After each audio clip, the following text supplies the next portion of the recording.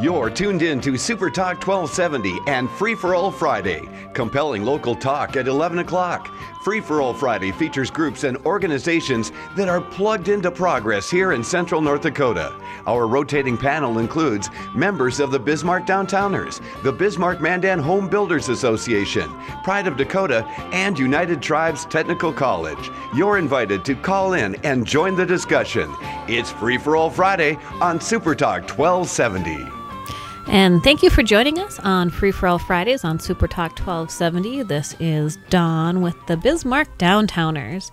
Today we have a really exciting show coming up, and with me in the studio is Kate Herzog. To my right, across from me, running our boards, is the always wonderful and delightful Jim Walsh.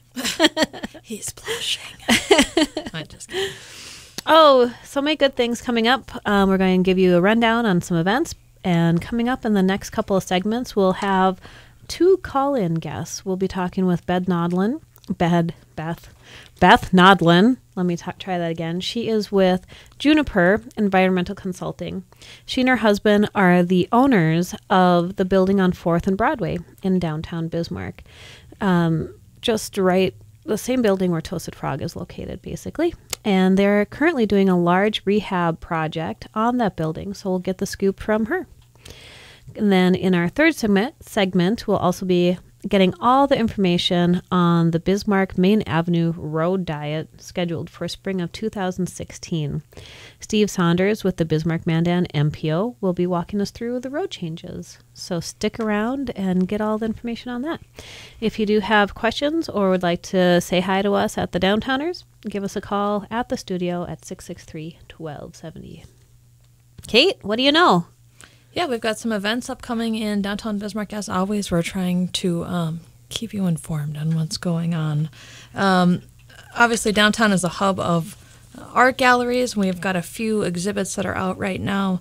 Don, you went to the Square Foot exhibit at Bega, which is a really popular show that they've, I think this is the 4th year that they've done it. It is. It's the 4th year, and I was bound and determined to get in there soon. I thought, oh, look, I've made it. There aren't that many people here yet. And I walked in the door, and it was packed in there. And basically, you have to rush to buy your favorite Square Foot pieces. Every piece that is available for sale is at a set price of $130. It's a 12 by 12 canvas that many local and regional and national artists they create, but they have to use this 12 by 12 canvas. So I did walk away with one. I was hoping to walk away with a few others, but I was out of luck and people beat me to it. Oh, well. It's a great exhibit. Check it out at Bismarck Art and Galleries Association, just on Front Avenue there in downtown Bismarck. Mary Rennick is also their current member artist exhibit, and that runs through August 28th. So if you don't know, some people don't want to buy huge paintings or something like that as a real room catcher. This is a foot squared, thus Square Foot exhibit. Kind of a fun exhibit. Indeed. 4th year. Also, Urban Harvest, their last week is coming up next Thursday, so check them out. But they had a little rain out yesterday. They got caught in that storm. But it's the last week for you to check out Urban Harvest, so get down there next Thursday, downtown Bismarck on the corner of 4th and Broadway. Food vendors, farmers market, art and craft vendors, music. It's just a fun event that happens 6 weeks in the summer in downtown Bismarck. Really fun. Check out Urban Harvest next week. BismarckUrbanHarvest.org if you want to see the music lineup for the last week. And then coming up at the Bismarck Event Center on August 7th, which is actually today, Theory of a Dead Man will be performing. So check out the Event Center website for tickets. Also, Dakota Stage is doing Aesop's Fable, and I think they're doing it at multiple sort of outdoor locations and things like that. But you can go to dakotastageltd.com to get some information on that play, August 8th through the 14th at outdoor locations. The Bismarck Event Center has another performance coming up on August 12th. Waka Flocka Flame is going to be performing at the Bismarck Event Center. We've had a lot of fun talking about Waka Flocka this week. Yeah, we had to ask our 24-year-old office mate. I did. I was like, what is this? Why is this on the event calendar? Who? Kate's And then I had one of those showing. old-timey ear trumpets, what she told me. And huh? Pardon? Waka Flocka Flame. Bismarck Event Center, August 12th. Check it out. Also, if you haven't been to 1 Million Cups yet, you are missing out. 1 Million Cups happens every Wednesday morning at 9 o'clock at Dakota Stage in downtown Bismarck. Every week there's a new speaker, someone who started a business, an entrepreneur, sometimes speakers on things that are going on in the community and get you up to speed. Free coffee. It's super positive. It's just a great hour to spend a Wednesday morning with them. So 1 Million Cups. I don't think they have the speaker announced for August 12th yet, but it's every Wednesday morning. Downtown Bismarck. It's a great networking event as well if you're looking to meet some of the kind of movers and shakers and entrepreneurs in downtown Bismarck. Check out 1 Million Cups. You can go to Start Bismarck. I think it's .org. Check them out. You can find them on Facebook as well. Start Bismarck or 1 Million Cups in BismarckMandan. That's right.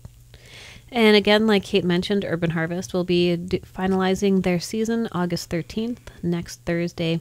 It's just such a great event. This is their 11th year. Make sure to check them out before the season is over. Yes, and then again, there's a lot of recurring events in August, 1 Million Cups coming up, but we want to take a couple minutes to talk about an event that we have coming up. Obviously, the Downtowner Street Fair. We're getting to that time where we're like 5 weeks out or something. It doesn't seem like fall is coming up that fast, but September 18th and 19th in downtown Bismarck is our 42nd annual Downtowners Street Fair. So started in the early 70s.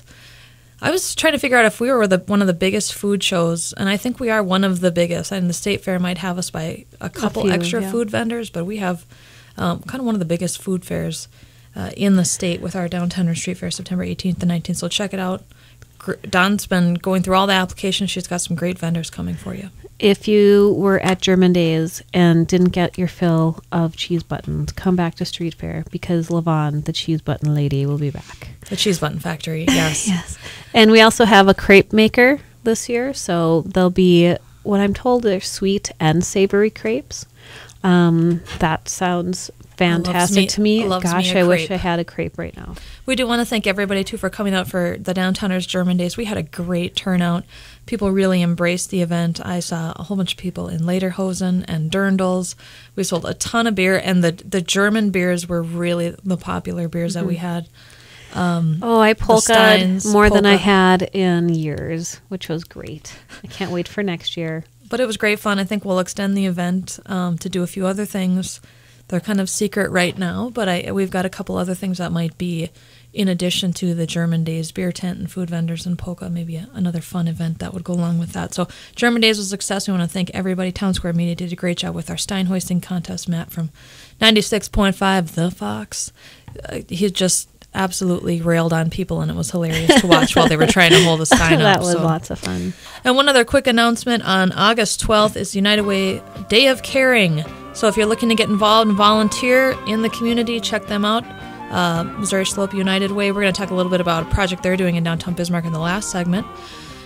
Whew, lots of events. We're going to take a quick break, and we'll be right back on Super Talk 1270 AM.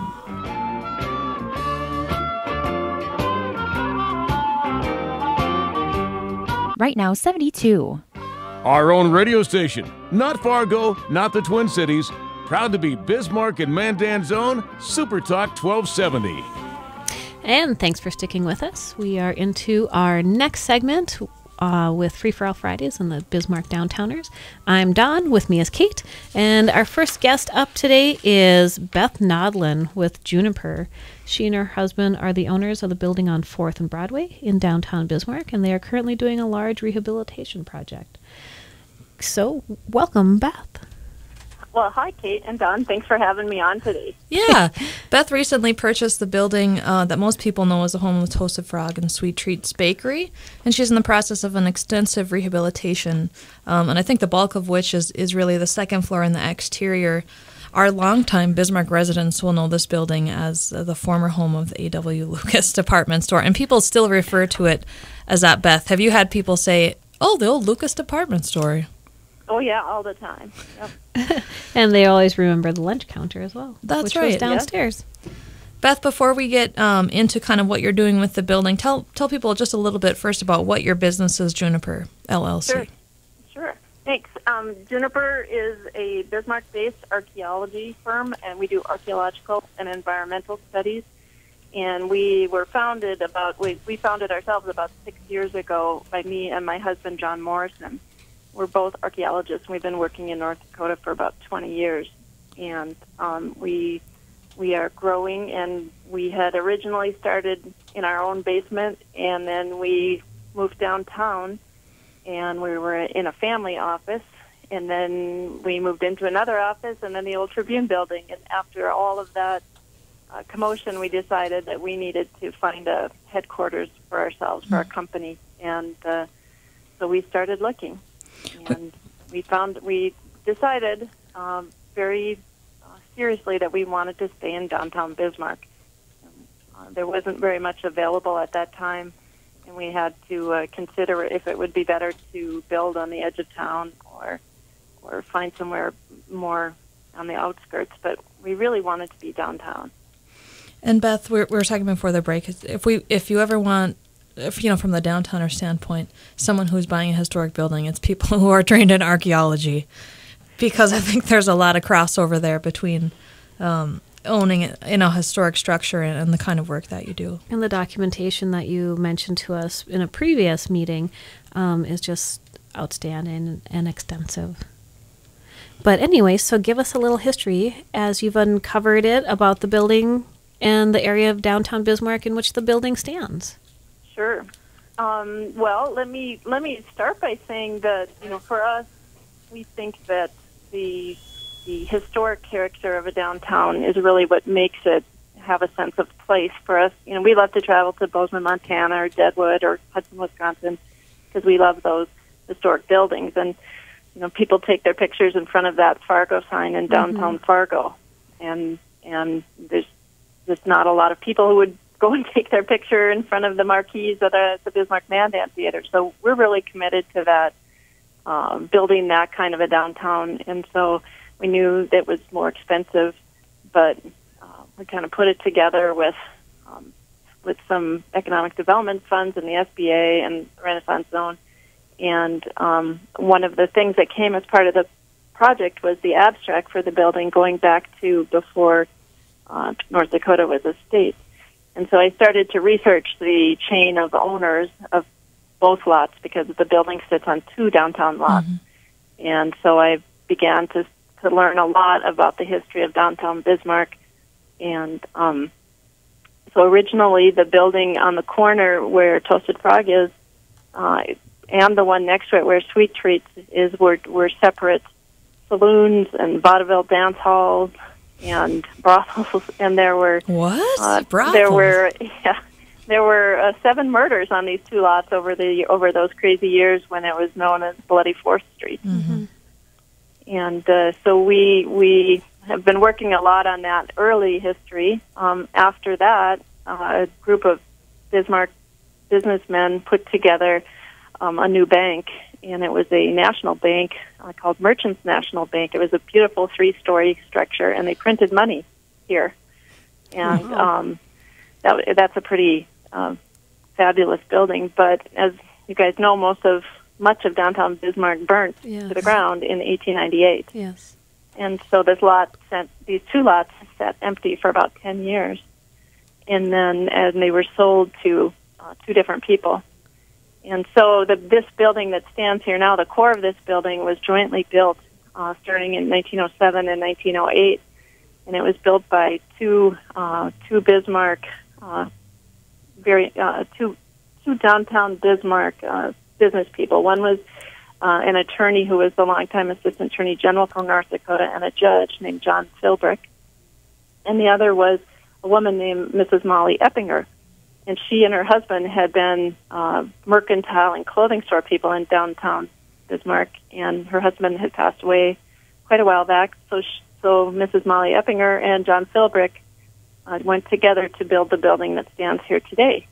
It was designed by the architect Arthur Van Horn of the Van Horn Ritterbusch firm that designed much of the buildings in Bismarck. And it was built by the Rude Construction Company and faced with Hebron brick. And it's so I have the architectural drawings, and I've been doing quite a bit of research on it. And it was originally built for the first floor to be the Lucas Apartment Store to rent to them. And so it was built as a big showroom. And the upstairs was originally built into what they called office apartments. They were very large and well lit, big windows, and it was before it was built, they were all rented out to doctors and lawyers. There were seamstresses, a piano teacher, and so for quite some time there were dentists and lawyers and doctors. And then last weekend out at our cabin, I talked to a gentleman, Jimmy Conme, who lives in Brooklyn, New York now, but he remembers as a small child getting his teeth had tortured there. It was over time. There were liquor and wine and cigar distributors here. At one point, after Lucas was gone for a while, there was Herberger's and then Buttery's, and then later the RD Hair College took over both buildings. And the second story, after Tulsa Frog and Sweet Treats were in, the second story was classified as an attic, but there were there were AA meetings here, and one of the first original roller derby teams used to practice up here. So when we bought the building, there was a tape track floor. I forgot about that. We're talking with Beth from Juniper LLC. They purchased the building. I want to call it the Tulsa Frog building. I mean, really, it should probably be called the Lucas building or something. What are you guys calling it? Well, I'm because in the history study, I'm still back at the original. I'm kind of stuck on Molly Eppinger right now, since she owned it till the 60s, I believe, and so it was originally called the Eppinger Philbrick building. So I know that's not what anybody knows it by. I know. But, we call it Toasted Frog right now because everybody currently knows where that is. Can understand it, sure. And we've got maybe 3 minutes left, but I want to talk a little bit about what you guys have been doing, what gems you found, what pieces of the building as you've been doing the rehab, particularly on the second floor and the east side facade, the features that you were really excited to find when you went through the rehabilitation. Okay, well, we had quite a bit of interior structural work to do, and there were 4 ceilings hidden, and there were skylights that were covered up by ceilings. So we uncovered those skylights. We took that old Lucas, the remnants of the Lucas sign off the front a little while ago in order to do a structural study of the facade, which we will, on the 4th Street side, will restore to its historic look. When we dug the elevator shaft, we came across some bone, which turned out to be either bear or pig. And, not human. Not human. Nope, no. And so we found lots of little nooks and crannies and some interesting artifacts of the building. We've salvaged the transom doors and salvaged vents and things as much as we could reuse. So we're going to have an open house if anyone is interested in a week and a half on Wednesday, August 19th. On that Wednesday from 3 to 7. And our street address is 315 East Broadway Avenue.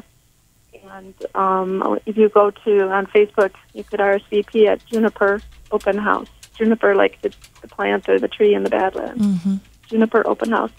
But our plans are to eventually rehabilitate both facades and to do some fun stuff in the alley. It's a great building, and you guys found a couple Lucas artifacts as well in the building still. Yep. We found one sign, actually we found a shelf board that somebody had written their name on, like they used to write Kilroy was here, but Bismarck photographer Gary Redmond had written his name in, I think, 1963 and projected when he graduated from high school and college and hopefully graduate school. And he recently came to get that. It was quite fun. It's just a great build. You talk about skylights and transom windows, and you put an elevator in the building. Obviously, that's a big part. Windows are always a huge draw in downtown Bismarck. You've added a kitchen in there, but talk a little bit about the windows that you found. And the windows are really quite a feature of that building on the north side, particularly. Yeah, they were originally quite a bit bigger, and I think in the 1940s when they clad the building in the enamel steel panels, they infilled the windows and made them quite a bit smaller. And so, but the windows have arched brick arches over them inside. And on the front side of the building, when we took off the Lucas screens, Some of the glass, some of the original glass is rippled, and it's still there, and we'll try and salvage that. Well, it's a great project. Beth from Juniper LLC, the Tulsa Frog building, they're headquartered now up on that second floor. Check out their open house August 19th. If you remember Lucas and you'd been up there, I think it's just going to be great for you to walk through if you're a history buff. August 19th from 3 to 7 is the open house at Juniper. What a great project. 4th and Broadway, a seminal corner in downtown Bismarck, Bloody 4th Street, Murderer's Gulch, it was once known as, but bringing some history back to life. Thanks so much, Beth, Juniper Archaeology. We're going to take a quick break, and we'll be right back on Super Talk 1270 AM. Right now, 72. Get the app called Radio Pup for your iPhone and take us everywhere you go. Bismarck and Mandan's own Super Talk 1270. And welcome back to Free for All Fridays on Super Talk 1270 with the Bismarck Downtowners. Thanks for sticking with us, and a great big thank you to Beth Nodlin with Juniper in Bismarck for talking with us about the building she and her husband purchased recently and are rehabbing. That was super fun, and come visit them at their open house on August 19th. The Tulsa Frog building for anyone who's looking for it. But use the Broadway entrance. That's how you get up to Juniper Archaeology. But True. What a cool history of that building. Very awesome.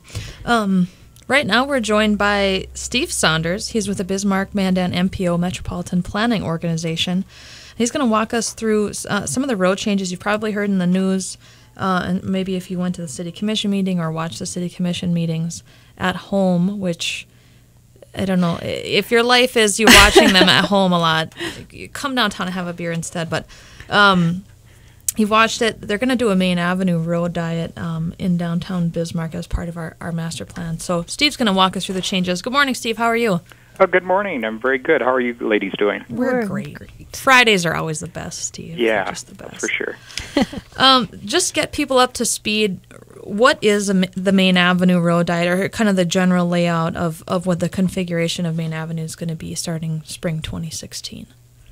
Well, the basic idea with it is to change Main Avenue in the downtown centered area from a 4-lane arterial, which it is right now, to a 3-lane roadway that will have as its middle lane or turning left lane to accommodate just strictly left lane turners.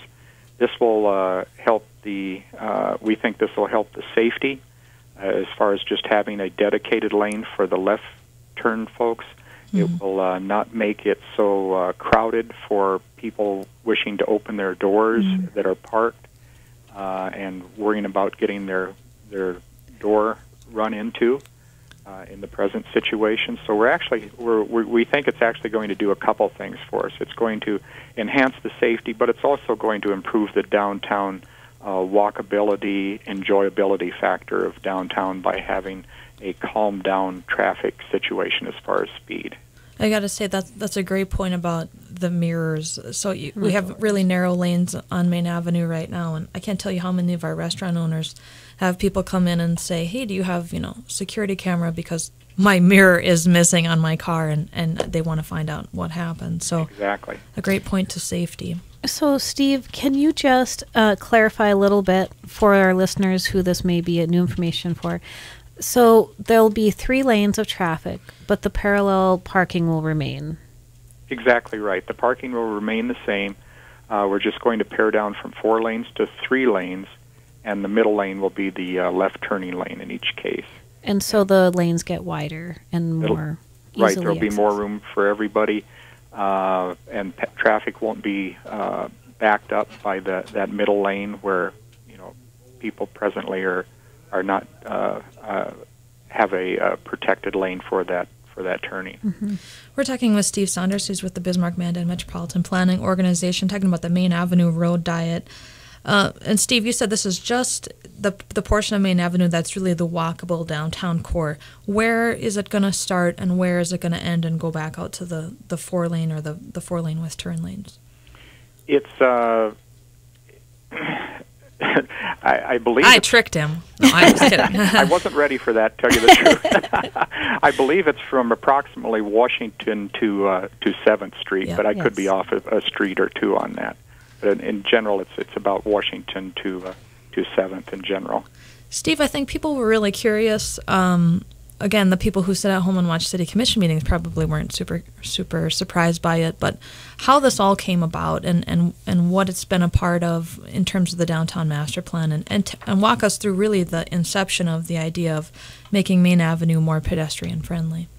Well, and it basically was a little broader than that. It encompassed the whole downtown area. Is that basically we wanted downtown to be more of a destination place, and part of that is you have to make it comfortable to the slowest denominator that you have for people moving, and that's basically pedestrian traffic. And so what do you have to do to make that happen? Well, you have to make it an enjoyable destination. You have to make it a place that people feel comfortable in. They have to feel safe. And part of that, in our situation, is a very fast-moving Main Avenue that does an excellent job of moving vehicles along its path, which it was designed to do for many years and has done very well. But that isn't necessarily enough, and it's not really consistent with what we want our downtown area to be. We want people to enjoy, relax, and feel safe there. And Main Avenue basically needed to change to accommodate that. So this is part of the plan to help that change come into being. Sure. And Steve, talk a little bit about, I think, when you're looking through the master plan, a lot of projects are in the master plan, not just the Main Avenue Road Diet, but the Depot Plaza and 5th Street, and there's like 13 different projects. But talk a little bit about what the city's hoping to get out of that. I think retail growth and some housing infill are something that sort of comes along with these roadways that have been calmed a little bit and are more pedestrian friendly. Is that correct? That's exactly right. Basically, there is a development aspect to this that our downtown will be have a more enjoyable feeling through its businesses, the changing of businesses or the enhanced businesses that might happen in the future. And part of that, again, it all comes back to the safety and the feeling of well-being and enjoyability that people need to have downtown, and that extends down Fifth Street to the new businesses possibly, and attractions and possibly hotels there. It's to make downtown a very enjoyable destination that people want to stay at instead of just rushing through. And Steve, talk a little bit about the traffic flow and people who have concerns about the new layout. What can you give them to maybe calm their concerns? Well, again, this was done basically for, one of the reasons was for traffic calming, which means slowing down the speeds, which, means safety. It's going to be a safety enhancement. It'll be hopefully an enjoyability enhancement. Mm-hmm. But there is something to be compromised. With every change, there's always something that's compromised. And the capacity is probably, future capacity issues is probably the fact that going from 4 lanes to 3 lanes, there's not going to be as many, it's not going to be as possible for as many vehicles to pass through that area at a fast rate as before.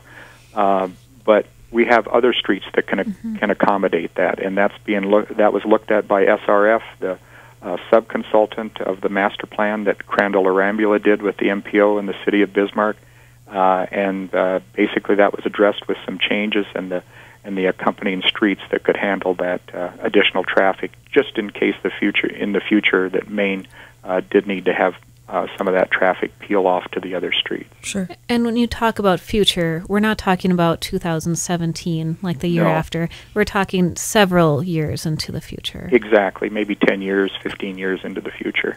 We're talking with Steve Saunders. He's giving us some information on the Main Avenue Road Diet scheduled for a trial run in spring of 2016. He mentioned other roads that could handle a little bit of the capacity. Front Avenue. Also in the master plan was to remove the one-way system and Broadway to go to two-way traffic, which could also accommodate some of that east-west traffic if that is to come about. Steve, we've got maybe 2 minutes left, but I'm wondering if you personally or through your work have seen this been successful in other communities. I know we've read things from Federal Highway safety and USDOT, and it seems to be something that the feds are really encouraging on streets that are kind of the capacity or the arterials like Main Avenue, that a lot of them could accommodate this 3-lane transition and improve the flow and pedestrian feel of the community. Well, that's exactly right. It kind of gets back to the what they call multimodal aspect of our downtowns and our cities becoming more transportation friendly for all modes of transportation, not just vehicles, but the bikers, the walkers, the transit folks. With the money crunch right now of streets, it's getting very expensive to keep repairing streets, building new streets. Part of that answer is to we can get to our destination other ways by walking, biking, or transit also. So let's keep those options open for us. And it's things like this enhanced downtown that is being looked at that will accommodate those better than what we have presently. And we have a great demand for downtown housing. If we had hundreds of apartments open up today, we could fill them immediately. So, we see the Main Avenue thing as really being, again, helpful to us creating that housing infill. And like you said, recycling our infrastructure so that it's not as much of a cost for the taxpayers. People probably don't know a lot about the MPO, Steve. Give everybody a little bit of information on maybe a couple projects that you're working on and where people can find information about the Main Avenue Road Diet and all the other things that you do. Well, right now the Main Avenue Road Diet actually is on the Bismarck City of Bismarck webpage. Right now, the MPO is working with the DOT and some of its partner jurisdictions on the I-94 study, basically to come to grips with what does I-94 need to be in the future. Does that need to be looked at for expansion or changes? We're also looking at the Northeast Bismarck sub-area study for an area of rapid growth there that we're looking at for future transportations to enhance that area. So we have a lot of projects on our plate. Well, thanks so much, Steve Saunders with the BismarckMandan MPO, walking us through the Main Avenue Road Diet. We appreciate your time, Steve. You can check out, bismarck.org and find all that information. We're going to take a quick break, and we'll be right back on Super Talk 1270 AM. Right now, 79. Get the traffic and weather information you need anytime on Super Talk 1270 and online at supertalk1270.com. And we're back to wrap up our August segment of Free For All Fridays with the Bismarck Downtowners on Super Talk 1270. I want to give a great big thanks to Steve Saunders with the BismarckMandan MPO and Beth Nodlin as well for being our guest today on the show. Yeah, I think, just seeing things that people's reactions to the Main Avenue Road Diet, it's not something that just came up willy-nilly. There was a lot of public input and things like that as it was a piece of the downtown master plan, and a lot of studying, traffic studies, etc. Just from the downtowner standpoint, I think we're pretty excited to see it 3-lane. It helps us with continuing to infill, develop, especially in west downtown Bismarck, west of 3rd Street, and that's the areas where we could really use some density and some more businesses that would create some foot traffic. And some housing, hopefully. And housing, yeah, that would be great. There is some housing already on the west side of Main, and I know they are affected somewhat by the traffic noises and that type of thing, so this calming could really be a benefit to them. But I think we feel we're, downtown Bismarck is in really good hands with the MPO and Steve Saunders and how they've studied it and how it's going to work out. And we're very optimistic that it's going to continue to spur more sales tax and housing and things of that nature. And also, I read the traffic study because I'm that exciting nerd. But, in some regard, you could save 5 seconds, yeah. From what the traffic study had shown us. And really, it's kind of about how you use the roadway. If you get stuck behind that person taking a left on Main Avenue, or you're just stuck, or you're trying to take a left and you can't see behind them because the left turn lanes don't match up, it really is kind of a safety issue. And I think the traffic will just flow better. You're not trying to get out of that lane and get around that person, and the people who parallel park there now are just super scared. I know, because you got to be good at it. You have to be really careful when you open your doors getting out on Main. I usually, when talking with people, I try to equate it to that portion of Washington that has a dedicated left turn lane, and I feel, and it works so well because of the safety issue and because of my patience level. I'm not stuck behind somebody that may be turning left or who knows what they're doing, or 3 cars ahead of you maybe, or something like that. So you know where people are going more readily. And I think Steve really brought up a good point about what you want the downtown to be. If you consider Main Avenue a way for you to get through the downtown and not stop and you know, just a pass through, that's really not what we're going for, not what the downtowners is goal is, or the city of Bismarck's goal is. We really want you to enjoy downtown and take your time. Bringing back Main Avenue or Main Streets is a goal for our association, and is just something that we see a lot of communities working toward as well. And like Steve mentioned, they've really thought about this from a bird's eye perspective as well.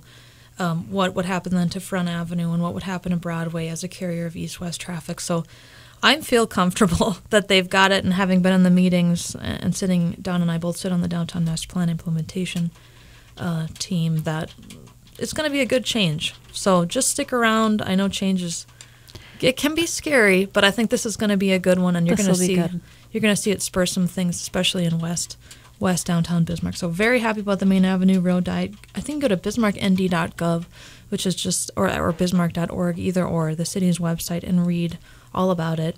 Read the traffic study.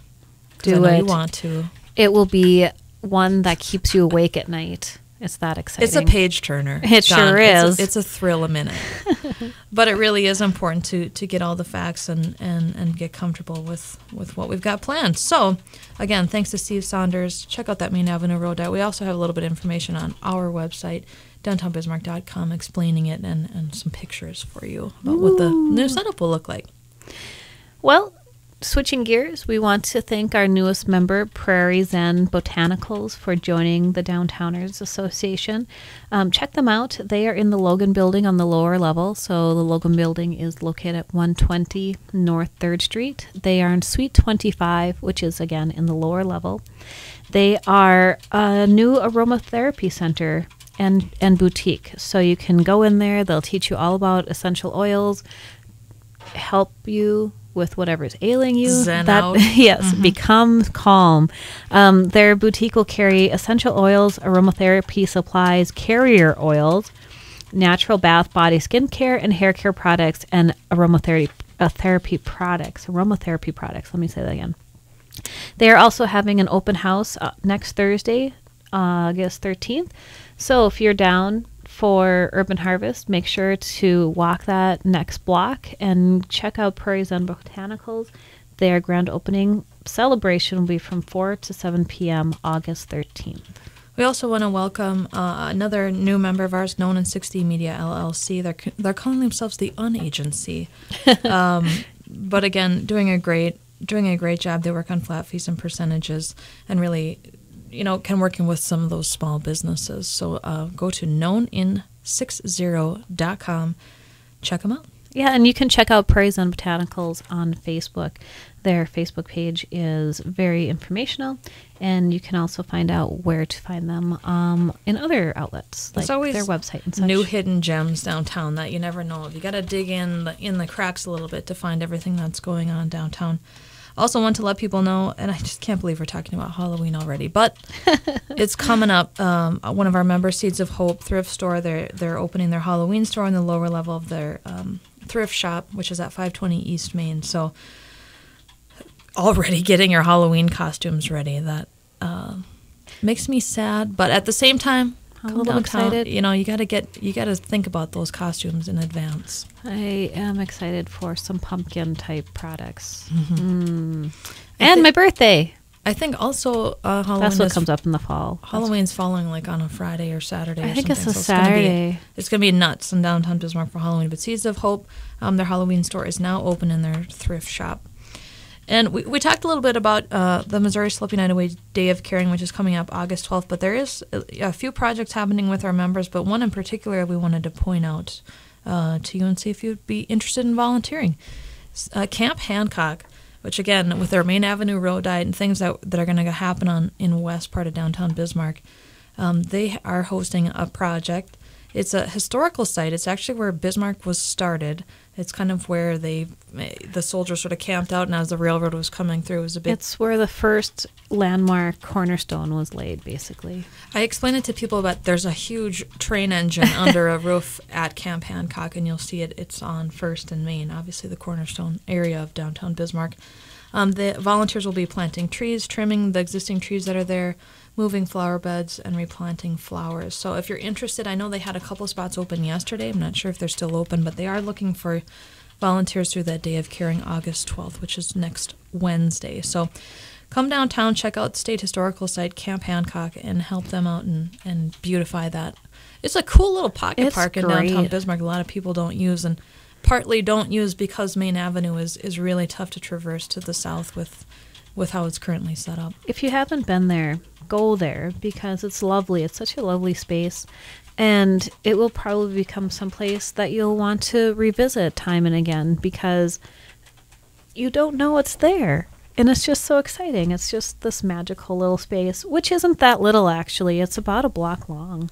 Yeah, I have a feeling that Camp Hancock in the future, when the Main Avenue Road diet comes in and we're able to do some more development and infill in the west part of downtown Bismarck, it's going to become a key gathering place for a lot of people who are living and want some greenery in their downtown diet. So check it out, Camp Hancock. I think you can go to volunteerbisman.com and you can see all of the different projects for Day of Caring, August 12th.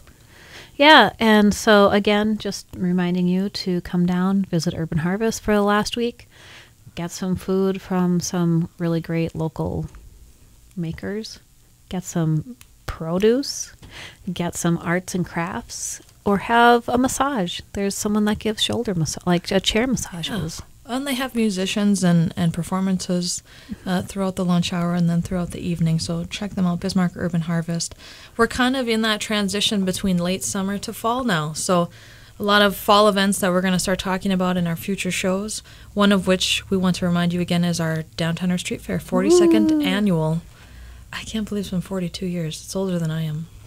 A little bit. Not much, though. Just kidding. How dare you? Street fair, we have probably a handful of spaces available still. So if this is the year that you want to give street fair a shot, make sure that you do something that's handcrafted, whether it's arts, crafts, or if you make some delicious food, we may have a space or two left for that as well. We always fill up our vendor booths at the street fair, and so get your application in as early as possible. It's also a great fundraiser if you are a nonprofit or a service club. We've got almost every lion, tiger, bears groups that serve anything from turkey legs to lefse to...